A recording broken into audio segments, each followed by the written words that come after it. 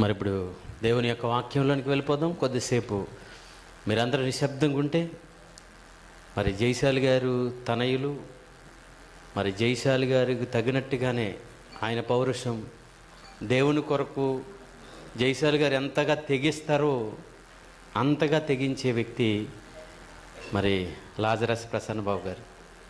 ఆయన ఒక్కొక్కసారి వేదిక మీద క్రీస్తు పక్షంగా రంకు వేస్తుంటే నిజంగా చాలా గర్వపడతామండి. నాకంటే చిన్నవాడు, చిన్నప్పటి నుంచి తెలుసండి నాకు ప్రసన్నబాబు గారు.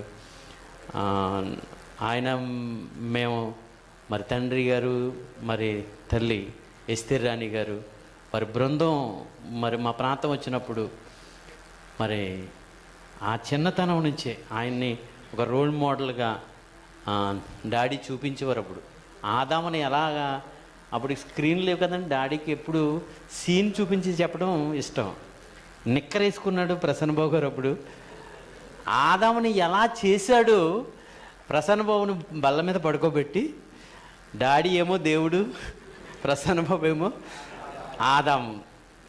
ఆ ఊదినప్పుడు ఆదాము ఎలా లేచాడో ఇప్పుడు జాన్సన్ గారు చూపించారు, కానీ మాకు అంతకుముందు ఎప్పుడు జైశాలి గారు చూపించేశారు. ఆదాము లేచినట్టుగా లేచాడండి ప్రసన్నబాబు గారు. చిన్నప్పటి నుంచి మంచి స్వరం, చక్కటి పాటలు పాడేవాడు. అమ్మ పాడేది, తమ్ముడు పాడేవాడు. మరి అప్పటి నుంచి దైవ సేవలో చిన్నతనం నుంచి జైశాలి గారు ఉగ్గుపాలతో నేర్పించారు ఆయనకి. అందుకే ఇప్పటికీ దేవుని పక్షంగా ఎలాంటిదైనా, ఎంత రిస్క్ అయినా ముందుకు దూకేస్తున్నాడు. బాబు ఏంటి తమ్ముడు ఎలాగనే వేస్తున్నాడని మాకు భయం వేస్తుంటుందండి ఒక్కొక్కసారి వెనకాల. అంత ధైర్యంగా వెళ్తుంటాడు ఆయన. మరి అలాంటి జైశాలి గారి లాంటి యంగ్ జైశాలి మరి ఇప్పుడు మన మధ్యన ఉండటం సంతోషమైన విషయం. డాక్టర్ లాజరస్ ప్రసన్నబాబు గారిని మాట్లాడవలసిందిగా ఈ సమయాన్ని ఆయనకు అప్పగిస్తున్నాను. ప్రార్థన చేసుకుందాం. ప్రియులారా, పరిశుద్ధమైన తండ్రి, ఈ చక్కటి సమయాన్ని మాకు అనుగ్రహించినందుకు వందనాలు. నూతన భవన నిర్మాణం పూర్తి చేసినందుకు కూడా మీకు కృతజ్ఞతలు చెల్లిస్తూ కాసేపు మాతో ఉండి మీ అమూల్యమైన మాటలు మాకు నేర్పించవలసిందిగా ప్రార్థిస్తూ క్రీస్తు యేసు వారి అమూల్యమైన నామములు ఈ ప్రార్థన మీకు సమర్పించి వేడుకొనిచున్నాము తండ్రి. ఆమేన్. క్రీస్తునందు ప్రియమైన దేవుని పిల్లలారా, ఈ నూతన భవన ప్రారంభోత్సవానికి విచ్చేసిన దేవుని పిల్లలని మీ అందరికీ కూడా ప్రభు అయిన క్రీస్తు పక్షాన, మనందరికీ తండ్రి అయిన దేవుని పక్షాన, మనందరికీ ఆదరణకర్త అయిన పరిశుద్ధాత్మ దేవుని పక్షాన సమాధానం ఎల్లప్పుడూ కలగాలని హృదయపూర్వకంగా కోరుకుంటున్నాను. మరి మొదటిగా దయతో రాజేంద్ర అన్న నన్ను క్షమించాలి. కారణం అన్నయ్య మా అందరికీ కోట్లు ఇచ్చాడు, ఈ కోట్లు కానీ అన్న నాకు ఇచ్చిన కోటు సరిపోకపోవడంతో నేను వేసుకొని లేకపోయింది. దయతో క్షమించండి. లేదంటే వారితో పాటు సేమ్ అదే డ్రెస్ కోడ్ నేను మెయింటైన్ చేసి ఉండేవాడిని. దయతో నన్ను క్షమించండి. రైట్ ప్రియులారా, ఈ నూతన భవన ఆరంభోత్సవం సందర్భంగా ఒక టైటిల్ వాళ్ళకి ఇవ్వటం జరిగింది. అదంతా మీరు చదివినది, దేవుని నామ ఘనతను చాటేవి మందిరాల అని. అంటే దేవుని యొక్క నామం గొప్పగా కనబడాలి అంటే అది ఒకనాడు మందిరాలలో వాళ్ళు చూపించారు అనేది బైబిల్ చెప్పిన నిజం. కొద్దిసేపు మాట్లాడి నేను ముగిస్తాను, సమయం ఆలస్యమైంది. ఈరోజు రేపు నేను మీ మధ్య ఉండబోతున్నాను కాబట్టి ఈ రెండు విషయాలు మీతో తప్పనిసరిగా పంచుకోవాలని నేను ఇష్టపడుతున్నాను. కారణం ఇది దేవుని ఉద్దేశం, దేవుని సంకల్పం. ప్రియులారా, ఒక మాట బైబిల్ నుంచి దయచో ఈ సందర్భంగా మనం చదువుకుందాం. అది మొదటి రాజుల గ్రంథం 8వ అధ్యాయం, మొదటి రాజుల గ్రంథం 8వ అధ్యాయం 18-19 వచనాలు మనం చూడగలిగితే అక్కడ మందిర నిర్మాణానికి సంబంధించి ఒక విషయాన్ని దేవుడు పరిశుద్ధాత్మని ద్వారా రాయించారు. మొదటి రాజుల గ్రంథం అంటే నేను చదువుతున్న మాట 8వ అధ్యాయం 18-19 వచనాలు. యెహోవా నా తండ్రి అయిన దావీదుతో సెలవిచ్చినదేమనగా సొలొమోను గారు మాట్లాడుతున్న మాట, నా నామ ఘనతకు ఒక మందిరమును కట్టించుటకు నీవు తాత్పర్యము కలిగి ఉన్నావు, ఆ తాత్పర్యం మంచిదే అంటున్నాడు. అంటే భూమి మీద నిర్మించబడే ఒక నిర్మాణం కనిపించని దేవుని ఘనతను చాటేదిగా ఉంటుంది అనేది ఆయన ఉద్దేశం. అందుకే ప్రపంచంలో ఎవ్వరు ఎప్పుడు ఎక్కడ కట్టించిన విధంగా కంప్లీట్ బంగారంతో ప్రపంచంలోనే మొట్టమొదటిసారిగా దేవునికి ఒక మహాదేవాలయాన్ని కట్టించడానికి పూనుకున్నది అతని తండ్రి అయిన దావీదైతే, దానిని నెరవేర్చడానికి దేవుని ద్వారా ప్రోత్సహించబడి ముందుకొచ్చిన ఒక గొప్ప వ్యక్తి జ్ఞాని అయిన సొలొమోను. ఆయన అంటున్న మాట నిజంగా, ఈ మాట వెనక ఉన్న ఆంతర్యం ఈ నిర్మాణ సందర్భంగా మనమంతా కలిసి ఆలోచించాలి. అదేంటంటే, నా నామ ఘనతకు ఒక మందిరమును కట్టించుటకు. నామము ఘనపరచబడాలి అంటే మందిరము కట్టించబడాలా? ఆ మందిరంలో ఆయన నామము ఘనపరచబడాలా? అవును. కట్టబడిన మందిరాన్ని బట్టి దేవుని నామమునకు ఘనత రావాలి. ఎప్పుడు ఎక్కడ ఎవ్వరు చేయనిది. ఏమంటే ఈరోజు ప్రపంచంలో ఎత్తైన భవనం మా దగ్గరే ఉండాలని ఈరోజు ఎమిరేట్స్ వాళ్ళు, యూఏఈ, అందులో ముఖ్యంగా దుబాయ్, బుర్జ్ ఖలీఫా అనే దాన్ని నిర్మించడానికి గల కారణం ఏంటంటే, ప్రపంచంలో ఎత్తైన శిఖరం అన్న పేరు మాకే ఉండాలి. గతంలో ఉండేవి, కానీ వాళ్ళ యొక్క రికార్డులను అధిగమించి ఈరోజు ప్రపంచంలో మొదటి స్థానంలో బుర్జ్ ఖలీఫా చేరిపోయింది. అంటే ఇది కేవలం పేరు గూర్చిన తపన.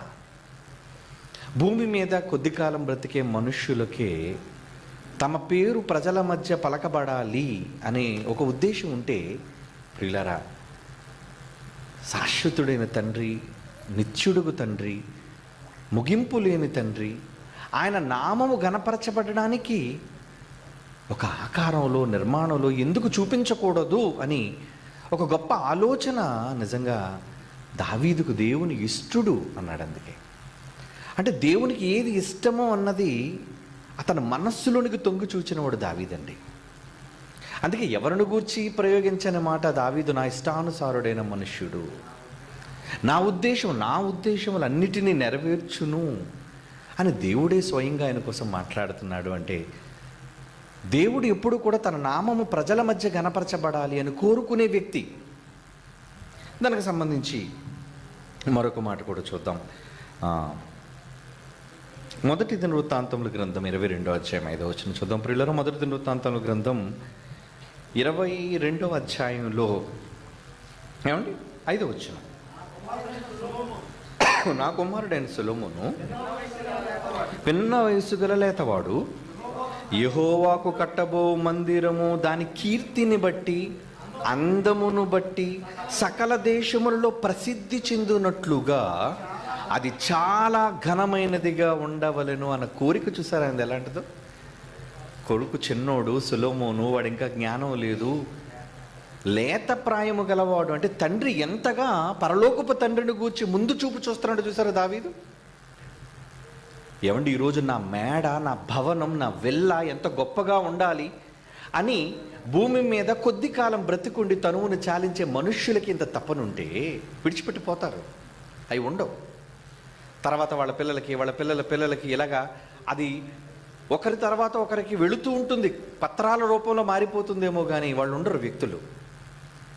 ఏమండి, కానీ ఇలాంటి మందిరాలు దేవుని గురించి ఉండాలి అనే ఆయన ఆలోచన ఎంత గొప్పగా ఉందో చూసారండి. యెహోవాకు కట్టబో మందిరము దాని కీర్తిని బట్టి, అందమును బట్టి, అంటే మొదట కీర్తి రావాలి దానికి, తర్వాత అందంగా ఉండాలి అంటున్నాడు. సకల దేశముల్లో ఇది కేవలం ఒక ప్రాంతానికి మాత్రమే పరిమితమై ఉండకూడదు దాని కీర్తి, దాని ఖ్యాతి. ఏమంటున్నాడు? సకల దేశములలో ప్రసిద్ధి చెందినట్లుగా అది చాలా ఘనమైనదిగా ఉండవలెను అని కోరిక చూసారా. ఏమండి, కాగా దాని వలన కావలసిన సాధన రాశిని సిద్ధపరచుదును, దానికి ఏం కావాలో నేను అంత సమకూరుస్తాను అని చెప్పి దావీదు తన మరణమునకు ముందు విస్తారముగా వస్తువులను సమకూర్చాడు. వాళ్ళు కూడా చచ్చిపోయే ముందు తల్లులు వాళ్ళు చాలా చేశారు కదండి. ఈ మందిర నిర్మాణం కోసం వాళ్ళు చాలా చేశారు ఆ తల్లులు. అలాగే చాలామంది చేశారు. మీ అమూల్యమైన కష్టాన్ని మరి ఈ నిర్మాణంలో మీరంతా ఉంచారు. అలాగే దావీదు కూడా ఒకరోజు ఉంచాడు. Very good. అదే రెండో దినవృత్తాంతాల గ్రంథానికి వెళదామండి. దేవుని మాటలు మనం నెమరు వేయాలి. ఆకలిని పక్కన పెట్టండి. అన్నిటికంటే ముఖ్యమైన దేవుని వాక్యం. యేసుప్రభు 3 రోజుల వరకు వాడికి తిండి పెట్టకుండా వాక్యం చెప్పాడు. ఏమండి, కనుక భోజనం కోసం కంగారు పడకండి. దేవుని మాటలు విలువైనవి. ఓకే, రెండో దినవృత్తాంతముల గ్రంథం 2వ అధ్యాయం 9వ వచనంలో అంటున్నాడు, కాగా లెబానోను నుండి సరళం రాణులు దేవదారు మ్రానులను చందనపు మ్రానులను నాకు పంపుము, నేను కట్టబో మందిరము గొప్పది గాను ఆశ్చర్యమైనది గాను ఉండును గనుక నాకు మ్రానులు విస్తారముగా సిద్ధపరచుటకే నా పనివారు మీ పనివారు కూడా పోదురు అంటున్నాడు. చూడండి, అంటే వాటి కోసం అమూల్యమైన వాటిని అన్న మాట్లాడుతూ, తమ్ముడు స్టేజ్ కోసం నేను దేవదారుని సిద్ధం చేశాను అన్నాడు. Very good. ఈరోజు నేను నిలబడి మాట్లాడుతుంది ఒక దేవదారు మ్రాను మీద నిలబడి నేను మాట్లాడుతున్నా. అంటే ఎందుకు అంటే దేవుని వాక్యము ప్రకటించబడేది ఇంత ఉన్నతమైనదిగా ఉండాలి. ఏమండి, ఇంత ధనం, ఇంత వ్యయం దేనికి అంటే దీని వెనక ఉన్న అర్థం, ఆ రోజు దేవుని మందిరం యొక్క దేవుని ఖ్యాతి ఆ మందిరం తెలపాలి అనేది వారి ఉద్దేశం. ఏమండి, ఇక మొదటి రాజుల గ్రంథంలో 8వ అధ్యాయం 42-43 వచనాలు చూద్దాం. మొదటి రాజుల గ్రంథం. కిందన ఎవరు మాట్లాడుతున్నారు? నిశ్శబ్దంగా ఉండండి, శబ్దం వినబడకూడదు పైకి. నాకు కంట్రోల్ చేయండి వాళ్ళని. మొదటి రాజుల గ్రంథం 8వ అధ్యాయం 42-43. నీ ఘనమైన నామమును గూర్చి, నీ బాహుబలమును గూర్చి, నీవు చాపిన బాహు ప్రసిద్ధి గూర్చి విందురు. వారు వచ్చి మందిరము తట్టు తిరిగి ప్రార్థన చేసి ఆకాశమును నీ నివాస స్థలమందు నీవు విని పరదేశులు నిన్ను వేడుకొని ప్రకారము సమస్తమును అనుగ్రహించుము. అప్పుడు లోకములో భయభక్తులు కలిగి, లోకములో జనులందరూ నీ నామమును ఎరిగి, ఇశ్రాయేలులకు నీ జనుల వలె నీ యందు భయభక్తులు కలిగి నేను కట్టించిన ఈ మందిరములకు నీ పేరు పెట్టబడినని తెలుసుకుందరు. ఆయన పేరు పెట్టబడాలి. ఏమండి, ఇవన్నీ ఒకప్పుడు మందిర నిర్మాణం కోసం దేవుని నామ ఘనత రావాలి అని ఏమండి ఎంతగా వాళ్ళు తప్పించారో ఈ మాటల్లో మనకు అర్థమవుతుంది కదండి. అంటే ఆ మందిరాలకి దేవుని పేరు పెట్టబడింది. యెహోవా మందిరం, దేవుని మందిరం అని చెప్పబడింది. ఏమండి, ఇక ఆ రోజు ఉన్న మందిరాలు అవైతే క్రీస్తుకు ముందండి, క్రీస్తుకు ముందు. మరి క్రీస్తు వచ్చిన తరువాత మందిరం యొక్క అర్థాన్ని మార్చేశాడు ఆయన. మందిరాలు అన్న అర్థానికి ఆయన కొత్త తాత్పర్యాన్ని చెప్పాడు. అదేంటో తెలుసా? మనుష్యుల చేతులతో కట్టిన నిర్మాణాలు మందిరాలు కావు. మరి ఏంటి? నేను కట్టిన మందిరమైన మీ దేహం సజీవమైన మనుష్యులలో నేను ఉంటాను, అవి నేను నివసించే మందిరాలు అని దేవుడు చెప్పాడు. ఏమండి, అది మీకు తెలుసు. కొరింథీయులకు రాసిన మొదటి పత్రిక 3వ అధ్యాయం 16వ వచనంలో ఉందో. ఒకసారి ఆ మాట మరలా చదువుతాం, మనందరికీ తెలిసిన మాట అయినా. ఏమండి, కొరింథీయులకు రాసిన మొదటి పత్రిక 3వ అధ్యాయం 16వ వచనం. అక్కడ ఏమంటున్నాడండి?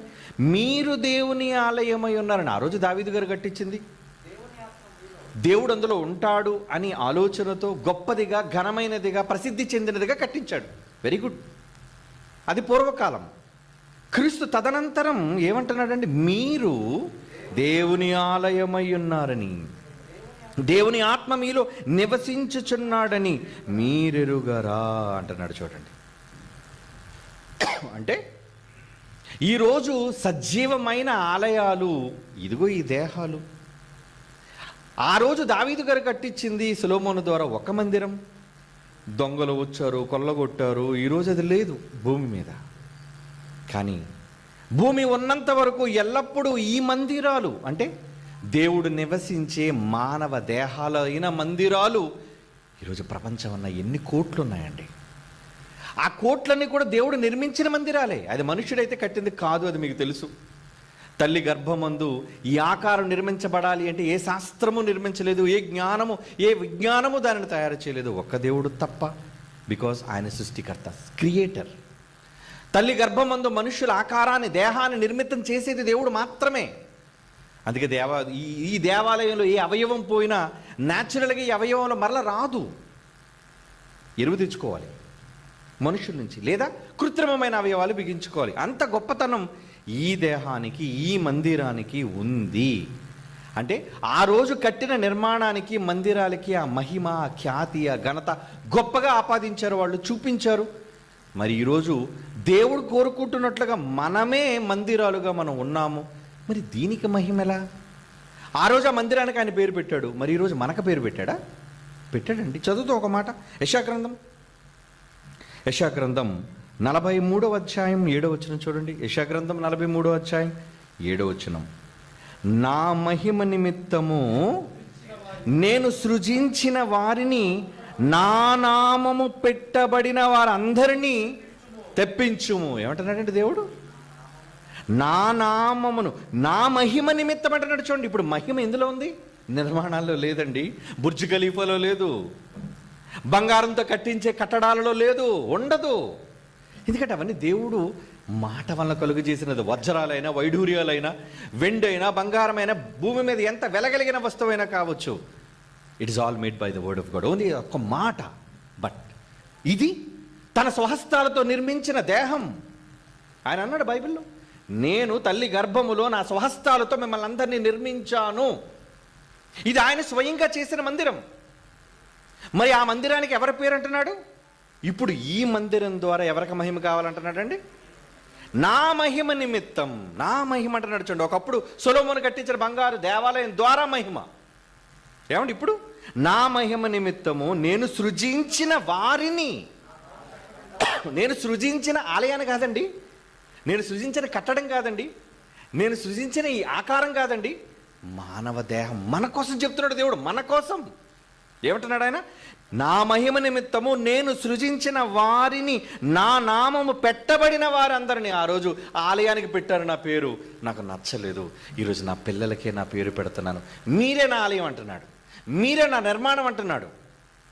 ఆ రోజు సొలొమోను కట్టించిన బంగారు దేవాలయం ప్రపంచ దేశాల్లో మారుమోగిపోయిందండి. ఎవడో కట్టించలేదు, గొప్ప దేవాలయం అట, బంగారం ఉందండి అంటే ఎంతమంది రాజులు దండెత్తారు దాని మీద. అందుకే దాని మీద రాతి మీద రాయి కూడా లేకుండా మొత్తం అందులో ఉన్నదంతా సొమ్ము అంతా కూడా కొల్లగొట్టేశారు. కానీ ఇది కొల్లగొట్టలేని ఒక గొప్ప సంపదతో కూడిన ఒక మహా దేవాలయాన్ని, ఒక మహా ఆకారాన్ని దేవుడు చేశాడు స్వయంగా. ఆయన పేరు మనకు పెట్టాడు, ఆయన కీర్తి నిమిత్తం అని అంటున్నాడు. చూడండి ఆ మాట, నా మహిమ నిమిత్తము నేను సృజించిన వారిని. అంటే ఈరోజు దేవుని మహిమ కనబడవలసింది ఎందులో మీరు చెప్పండి? నిర్మాణాల్లో కాదండి, మనలో. అంటే మనలో ఉన్నప్పుడే మన ద్వారా వీటన్నిటికీ రూపకల్పన జరుగుతుంది. మనం గొప్పగా ఊహించిన నాడు, మనం గొప్పగా పనిచేసిన నాడు. ఏమండి, ఈరోజు ఈ నిర్మాణం ఎంత చక్కగా అందంగా ఉందంటే ఎవరు చేశారండి ఇదంతా? పిల్లలు, వాళ్ళ చేతులు, వాళ్ళ ఆలోచనలు, వాళ్ళ కష్టం, వాళ్ళ త్యాగం, వాళ్ళ వలన ఇది నిర్మాణం అయింది. వాళ్ళు లేకపోతే ఈ ఆకారం లేదు. ఈరోజు మీరు చూస్తున్న ఈ ఘనమైన ఆకారం కనబడిందంటే కారణం దేవుడు చేసిన ఘనమైన ఆకారాలు వాళ్ళు గనుక, వాళ్ళు తలంచారు గనుక, వాళ్ళు శ్రమించారు గనుక, వాళ్ళు దాతలుగా దానం చేశారు గనుక, వాళ్ళు త్యాగాలు చేశారు గనుక. అందుకేనండి ఈ నిర్మాణం ఇంత గొప్పగా కనబడుతుంది. అంటే దేవుని నామఘనత కొరకు మందిరం గొప్పగా కనబడాలి అని ఆ రోజు దావీదు సంకల్పం, అతడు కుమారుడైన సొలొమోను సంకల్పం అయితే దేవుడు దానికి పొంగిపోతే మెచ్చుకున్నాడు, బడా అన్నాడు, సభాష్ అన్నాడు. మరి ఈరోజు ఆ దేవుని కోసం మందిరాలుగా పిలువబడే మనం ఎలాంటి ఆలోచనలు చేస్తున్నాం? ఒక మంచి ఇల్లు కట్టుకుందాం అనుకుంటున్నావా? ఎకరాల పొలం సంపాదించుకుందాం అనుకుంటున్నావా? బ్యాంకుల్లో బ్యాలెన్స్ వేద్దాం అనుకుంటున్నావా? ఏమండి, లేదా కార్లు, మేడలు, వీటిని మనం సంపాదించుదాం అనుకుంటున్నావా? కాదండి, అవేవి దేవునికి మహిమకు తేలేవు, అవేవి దేవునికి కీర్తిని ఆపాదించవు. అలా రావాలి అంటే అది మీలో, మనలో, మనందరిలో ఉందండి. అందుకే ఆ పేరు మనకు పెట్టాడు అంటున్నాడు కదా, ఈ పేరు మనకే పెట్టాడు. అందుకే ఆ పేరు. ఏమండి, అందుకు దేవుడు మరొక మంచి మాట ఇర్మియా గ్రంథం 13:11 చూద్దాం. ఇర్మియా గ్రంథం 13:11 ఏమంటున్నాడండి అక్కడ? నాకు కీర్తి, స్తోత్ర, మహిమలు కలుగుటకై వారు నాకు జనముగా ఉండునట్లు. అబ్బా, ఈరోజు దేవుడికి కీర్తి రావాలన్నా, స్తోత్రం కలగాలన్నా, మహిమ రావాలన్నా ఎవరి వల్లనట? వారు నా జనులుగా జనముగా ఉండునట్లు. మీ వలనట. కట్టబడిన మందిరం వలన నాకు కీర్తి అక్కర్లేదంటున్నాడు. కట్టబడిన ఆలయాలు, ఆకారాల వల్ల నాకు అక్కర్లేదు. అంటే ఆకారాలు గొప్పగా కనబడాలన్నా, దాన్ని గొప్పగా తీర్చిదిద్దే దేవాలయాలుగా నేను మలుచుకున్న మీరు, జనం, మీరు ఆయనకు కావాలంటున్నాడు. చూడండి, అర్థమైందో లేదా మాట? మరలా చదువుతున్నాను. నా కీర్తి, స్తోత్ర, మహిమలు కలుగుటకై వారు నాకు జనముగా ఉండునట్లు. అంటే మనం ఆయనకు కీర్తి తీసుకురావాలి, మనం ఆయనకి స్తోత్రాన్ని కలుగు చేయాలి. అందుకే మనందరికీ తెలిసిన ఒక మాట, ఎఫ్సీలకు రాసిన పత్రిక 1:4 నుంచి చూద్దామండి. ఎఫ్సీలకు రాసిన పత్రిక ఏమండి 1 అధ్యాయం చాలాసార్లు మనం చదువుకున్నాం కదా. ఏంటి ఆ మాట?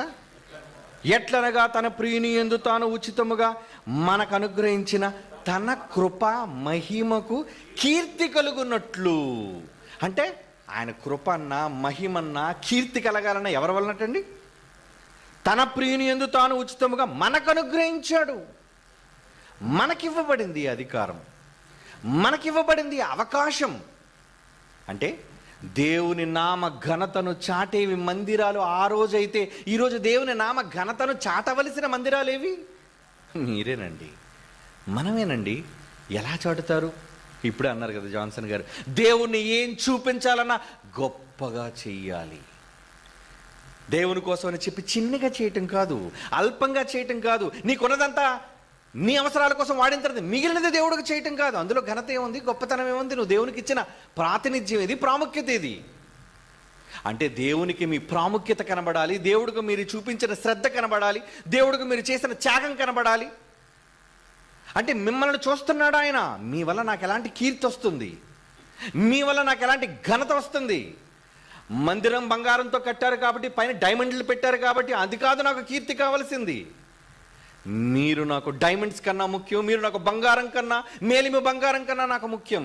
కనుక మీరు నాకు కృపా మహిమకు కీర్తి కలుగజేయవలనని అంటున్నాడు. చూడండి, అవునా? తన కృపామహిమకు కీర్తి కలుగునట్లు తన చిత్త ప్రకారమైన దయా సంకల్పం చొప్పున మనలను, ఇదంతా మన కోసం మన కోసం మన కోసం.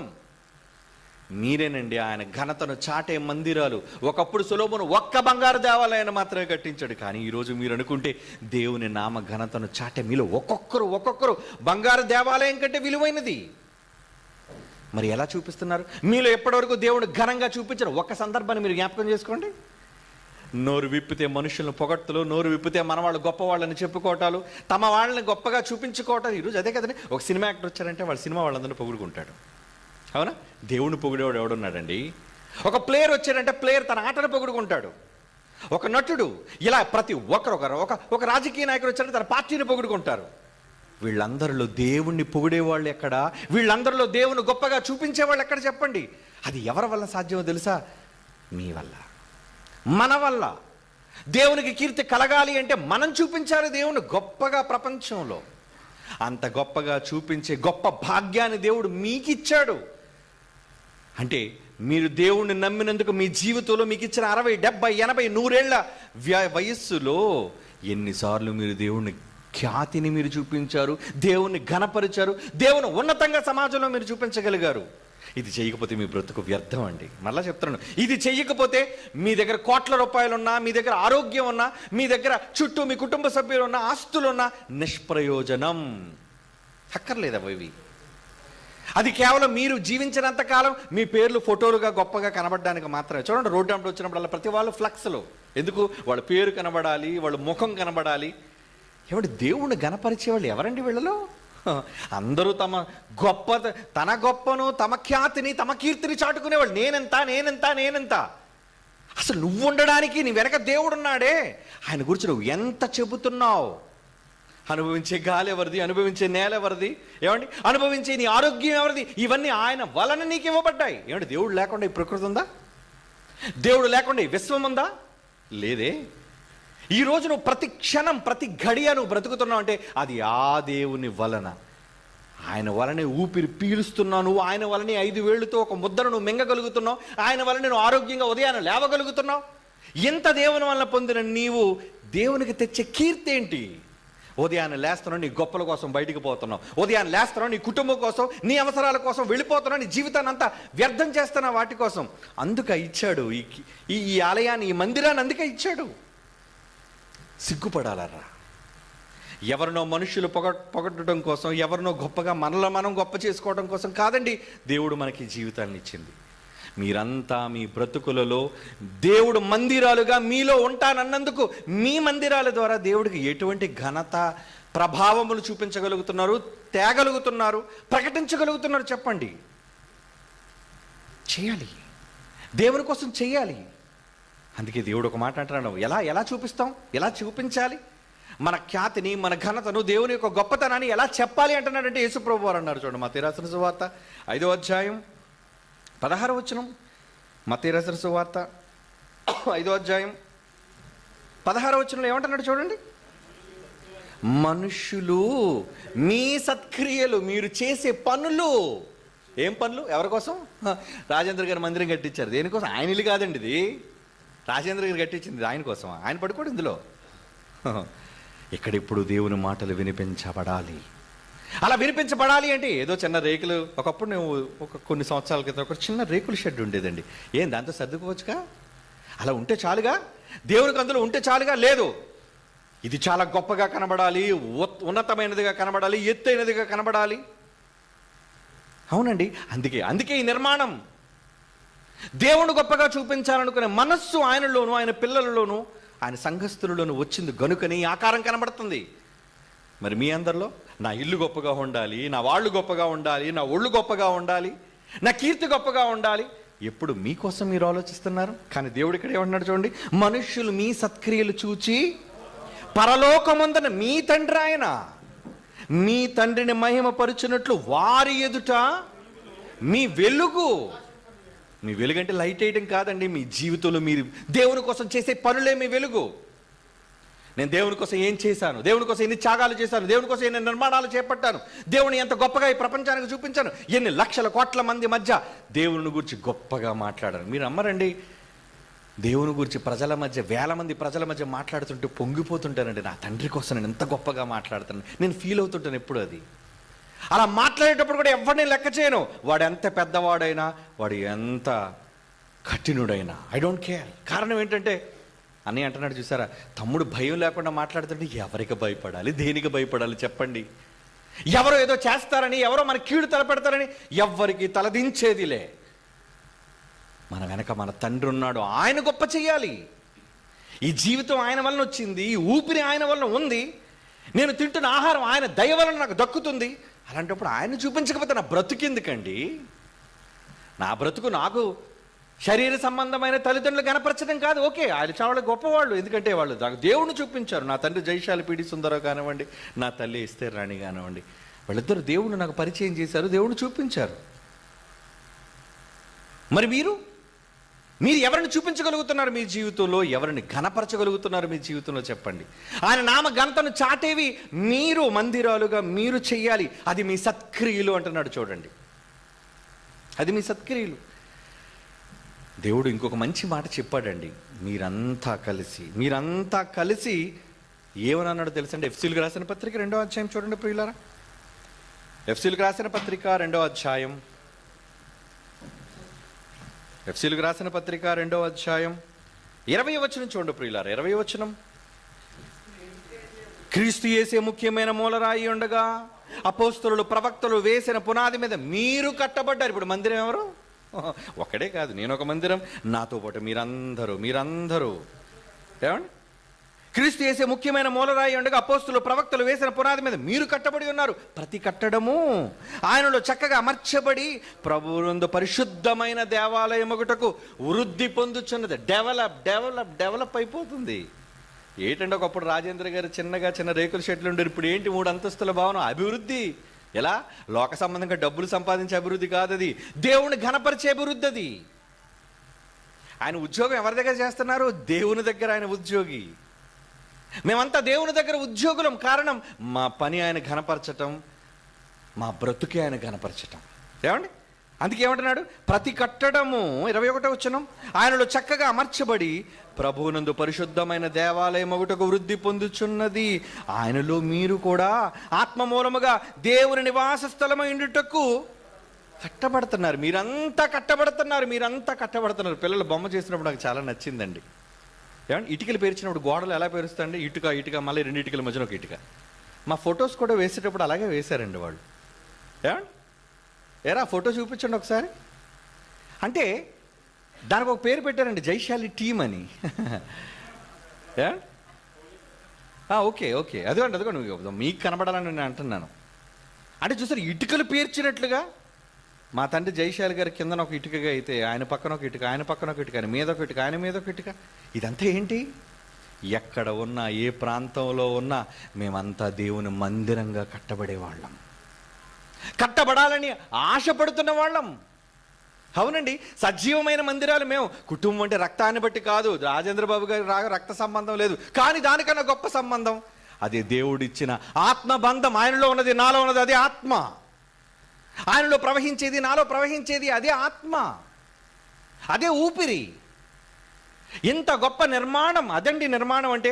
ఆ నిర్మాణంలో మేమంతా పాలివారం, మేమంతా రాళ్ళం.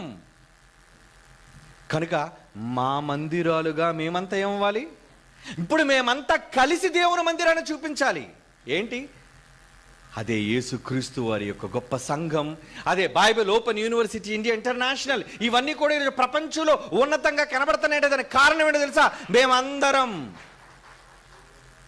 ఏమిటి ఈరోజు ప్రసంగికులు లేని వాళ్ళు చూడండి, అతను కనబడతాడు, పక్కన భార్య కనబడుతుంది, వాళ్ళ పిల్లలు కనబడతారు, అంతే. వాళ్ళ రక్త సంబంధాలు ఇంకెవరుంటారు బయట. వాళ్ళు స్వార్థం, వాళ్ళు ఫ్యామిలీ మాత్రమే కనబడాలనే దురాశ. వాళ్ళకేం తెలుసండి వాక్యం? ఓ నమహాలరావు బైబిల్లో వాళ్ళు ఎవరికి. కానీ మేము ఇప్పుడు అలాగ అనుకోండి. ఎప్పుడు నా భార్య నా పిల్లలు మేమందరం, వాళ్ళు ఎక్కడ వచ్చారు? కిందన కూర్చున్నారండి. వాళ్ళు నా పక్కన ఉండాలని అనుకోండి. వీళ్ళంతా వీళ్ళంతా వీళ్ళంతా మీరంతా యేసుప్రభు అన్నాడే ఆ రోజు వచ్చినప్పుడే, అన్నా అన్నా మీ అమ్మ మీ తమ్ముళ్ళు వచ్చారంటే, ఎవరు నా తల్లి, ఎవరు నా సోదరులు, నా తండ్రి చిత్తం చొప్పున చేయు మీరే మీరే అని ఆ రోజు అన్నాడే. ఆయనకు అర్థమైందండి మహాజ్ఞానం ఆ రోజు. ఈరోజు మనకెందుకు అర్థం కావటం లేదు? అది మనకు కులాల పిచ్చి, ప్రాంతాల పిచ్చి, భాష పిచ్చి. ఎవరైనా మన దగ్గరికి వచ్చారండి, ఎవరండి వాళ్ళు ఎవరు అని అడుగుతావు. ఎవరంటే ఎవరండి నీకు? వాళ్ళు ఏ కులం నీకు చెప్పాలా? నువ్వు కులాన్ని నమ్ముతున్నట్టు నీ అంత దౌర్భాగ్యుడు మరొకడు లేడు. దేవుడి నుంచి ఉద్భవించామని చెప్పుకొని క్రైస్తవుడుగా నువ్వు కూడా కులం పేరు పెట్టుకొని పిలుస్తున్నావు అంటే, ఇతను పలానా కులం, అతను పలానా కులం, వీడు నా రక్త సంబంధం, వీళ్ళు నా రక్త సంబంధం అని ఇంటి పేర్లతో విభజించుకొని కులాల పేరటి ఈరోజు కొట్టుకు చచ్చిపోతున్నారు. ఈరోజు భారతదేశం యావత్తు సిగ్గుపడాలి. ప్రపంచం అంతా దేవుని కుటుంబంగా, దేవుని పిల్లలుగా అనుకున్న జ్ఞానం వాళ్ళకి లేదు. ఎందుకంటే వాళ్ళ పాండిత్యంలో కానీ, వాళ్ళ యూనివర్సిటీలో, కళాశాలలో కానీ నేర్పించలేదు. అలా నేర్పించే ప్రపంచంలో ఒకే ఒక university, that is Bible open university. అందులోనే ఉంటుంది జ్ఞానం. ప్రపంచంలో మనమంతా ఒకే తండ్రి పిల్లలం అని చెప్పే విశ్వవిద్యాలయం అది బైబిల్ విశ్వవిద్యాలయం మాత్రమే. అలాంటి బోధనలు ఇక్కడ నేర్పిస్తారు. అంతేగాని ఒరే నువ్వు తల నుంచి వచ్చావురా, ఒరే నువ్వు భుజాల నుంచి వచ్చావురా, ఒరే నువ్వు కడుపు నుంచి వచ్చారా, ఒరే శూద్రుడా నువ్వు పాదాల నుంచి వచ్చారని తప్పుడు జ్ఞానం బోధించని మహాజ్ఞాన కేంద్రం ఈ Bible college of Bible technology. అదే ఈ స్థలం. దేవుని పిల్లలారా, నా మాటల వెనుక ఆంతర్యం ఏంటో తెలుసా? ఒకరోజు దేవుని నామ ఘనతను చాటినవి ఆ రోజు మందిరాలైతే, ఈరోజు దేవుని పిల్లలుగా ఆయన మందిరాలుగా మన మధ్య నివసించాలి అనుకుంటున్నప్పుడు మీరు ఎంత ఘనంగా ఆయన చూపించగలుగుతున్నారు చెప్పండి. మీ బ్రతుకులో మీ ఊపిరి ఆరంభమైన నాటి నుంచి ఊపిరి ముగించేంత వరకు ఎన్నిసార్లు మీ తండ్రిని గొప్పగా ఈ సమాజంలో ఎలుగెత్తి క్రియల ద్వారా, మాటల ద్వారా, పాటల ద్వారా ఎలా మీరు చూపించాలో కూడా చూపించండి. ఇది చెయ్యకపోతే మీరు ఎంత బ్రతికినా మీ బ్రతుకు వ్యర్థం. కళ్ళు మూసుకుని ప్రార్థన చేసుకుందాం. పరిశుద్ధమైన తండ్రి, మీరు ఎంత గొప్పవారో ఈ ప్రపంచం ఎరుగటం లేదు తండ్రి. అందరూ తమ గొప్పతనాన్ని, తమ ఖ్యాతిని చెప్పుకుంటున్నారు, కానీ మమ్మల్ని సృజించిన మిమ్మును గూర్చి పరిచయం ఈ సమాజానికి చేయలేకపోతున్నారు. అందుకు ఈ తరంలో మమ్మల్ని ఏర్పాటు చేసుకున్నారు. మీరెంత ఘనులు, గొప్పవాళ్ళు.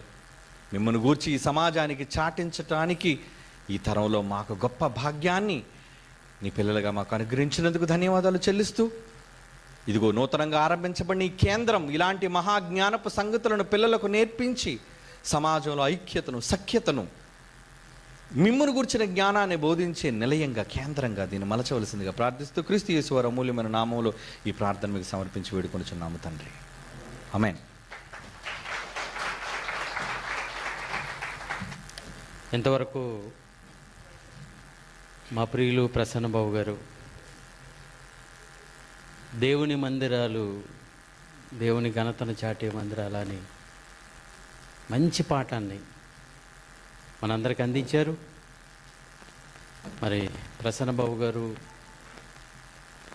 ప్రతి విషయంలోనూ